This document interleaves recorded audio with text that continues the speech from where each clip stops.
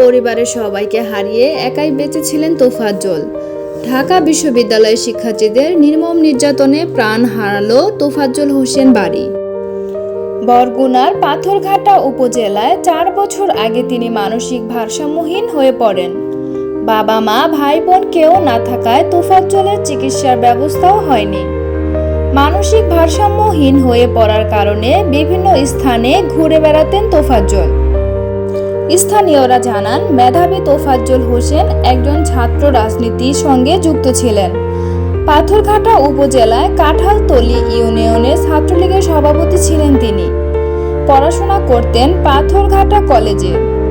স্থানীয়দের কাছে অত্যন্ত সজ্জন, পরিচ্ছন্ন ও বিনয়ী হিসাবে পরিচিত ছিলেন তোফাজ্জল।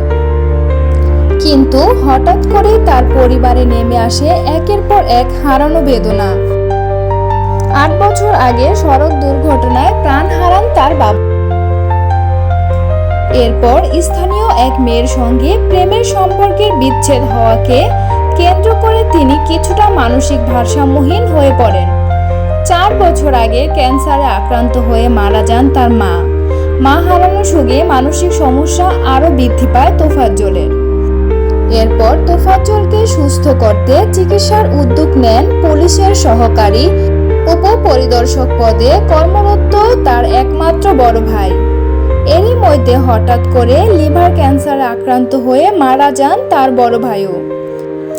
তাই বাবা মা ভাই বোনহীন হয়ে পড়ায় তোফাজ্জলের আর চিকিৎসা হয়নি। এরপর থেকেই তার ভবঘুরে জীবন শুরু। তোফাজ্জলকে মাঝে মাঝে পাথরঘাটা দেখা গেলেও অধিকাংশ সময় তিনি থাকতেন লাপাত্তা। তবে ঢাকার বিভিন্ন স্থানে তাকে দেখেছেন পাথরঘাটার অনেকে, কখনো উদাম শরীরে আবার কখনো নোংরা পোশাকে। তাকে দেখা যেত ঢাকা বিশ্ববিদ্যালয়েও।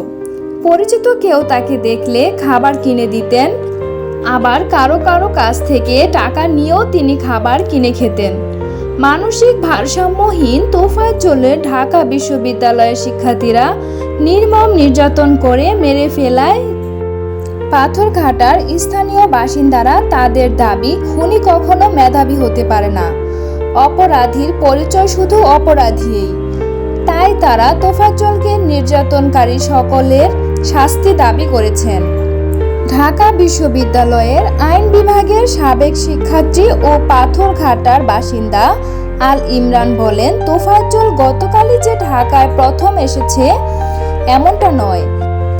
আমি আমার শিক্ষা জীবনে বিভিন্ন সময় তোফাজ্জলকে ঢাকা বিশ্ববিদ্যালয়ে দেখেছি। তাকে আমি খাবারও কিনে দিয়েছি। তিনি আরও বলেন, তোফাজ্জলকে আটকের পর তার ছবি সামাজিক যোগাযোগ মাধ্যমে আমি দেখতে পাই। তখন ঢাকা বিশ্ববিদ্যালয়ে আমার পরিচিত কয়েকজনের মাধ্যমে যোগাযোগ করে তোফাজ্জল যে মানসিক ভারসাম্যহীন তা আমি তাদেরকে জানাই। তারপরেও একটি মানুষকে নির্মমভাবে পিটিয়ে মেরে ফেলা কখনো ক্ষমাযোগ্য অপরাধ হতে পারে না। আমি তোফাজ্জলের হত্যাকারীদের বিচার চাই। একটা মানুষ কতটা নির্মম হলে একটি মানুষকে এভাবে পিটিয়ে মেরে ফেলতে পারে? নিত্য নতুন খবর পেতে সাবস্ক্রাইব করে আমাদের পেজের সাথেই থাকুন। ধন্যবাদ।